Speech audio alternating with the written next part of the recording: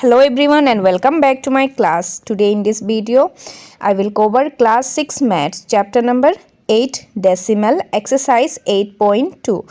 So exercise 8.2 we have completed till question number 5. So here I will start from question number 6. Question number 6. Question: between which two numbers in 10 place on the number line lie does each of the given number lie? Means these given numbers are lie in between which two numbers in 10 place. Okay, in 10 place in which two number they are lying. This given 0.06. Now 0.06, isn't it? So here 0.06 means in a number line 0.06 will be between 0 and 1, isn't it? It will be between 0 and 1, isn't it? 0.6 will be between 0 and 1. So again, what does the question ask? In 10 place on the number line does each of the given, yes, means we have to explain these all given numbers are lying between whose numbers. Okay, means this is lying between whom. Okay, we have to find that value. So all these numbers, so all is started from 0.06, 0.045, 0.019, 0.66, 0.92, 0.57. that means all will be lie between 0 and 1, isn't it? All will be lie between 0 and 1 and nearer to whom. Okay, so first one is given 0.06. so 0.06 will be this, all the numbers is lie between 0 and 1, isn't it? We have seen all the numbers are lying between 0 and 1 and 0.06 is nearest to 0.1, isn't it? 0.1. Now again next one is given 0, because 0.06. now if you will go 0.07, then again if you will go 0.08, again 0.09, then 10, isn't it? 0.10. that means what? It is nearer to 0.1, isn't it? It is nearest to whom? Nearest to 0.1. Okay, now next one is given 0.45. now 0.45 is nearest to whom? Nearest to 0.5. okay, because after 45 it will become 50, isn't it? Or after means 45 it will become 50, so it is 0.45 is nearer to 0.5. now C question is given 0.19. now 0.19, then what is the next number? 0.20, isn't it? Means after 19 it will come 20, that is why 0.20, that means it will lie nearer to 0.2, isn't it? So 0.2. now again 0.66. now 0.66 will lie between 0.7. okay, 0.7. now again 0.92 is lying between 0.9 itself, because it is very far to 0.10, isn't it? So if it is 0.10, so it will not lie between 0.10, it will lie between where? It will lie between 9 only. now again 0.57. now 0.57 will lie between 0.6. okay, hope you have understood. Now come to next question, question number 7.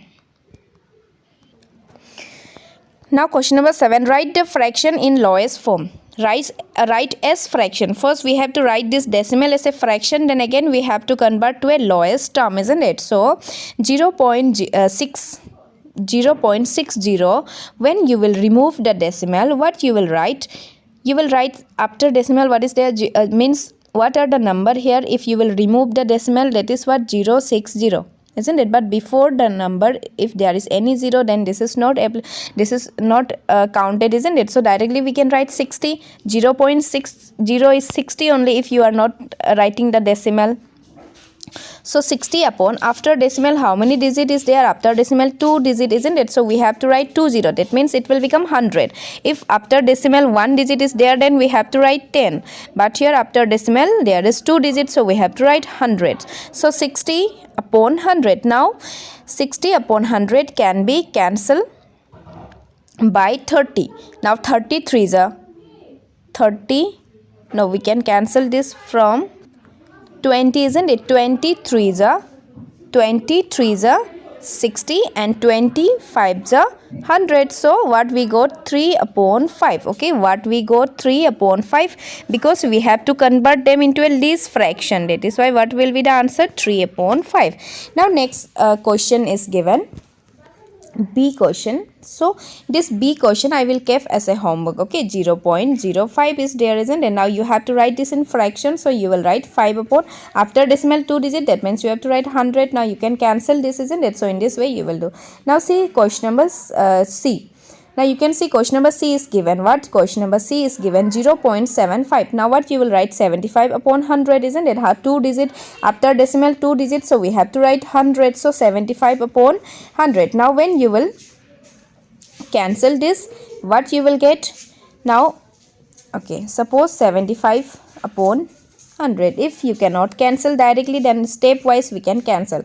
Now both this number is divisible with 5, isn't it? So 5 2s are 10 and 5 20s are 100. Now again this 75 is divisible with 5, isn't it? So 5 1s are 5, then 5 5s are 25. Now again this 2 is divisible with 5, 5 3s are 15 and 5 4s are 20. So what we got? 3 upon 4. So what we got? 3 upon 4. But directly also you can cancel this with what? 15. Okay, if you will divide this with 15 and if you will divide this with 15, then you will get what? Sorry, not 15. So we got 3 upon 4, isn't it? Now if you will divide this directly with 25, 75 divided by 25, you will get how much? 3, and 100 divide 25, you will get what? 4. Okay, directly also you can do, or you can do stepwise. Now come back to the next question, question number D. So question number D is given again what? 0.18, isn't it? So 0.18.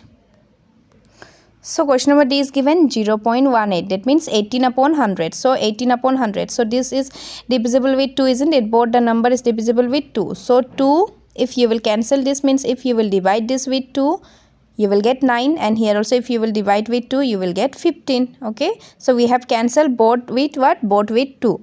2 9s are 18 and 2 50s are 100. So what we got? 9 upon 100. Now 9 is not divisible with 2 and 50 is divisible with 2.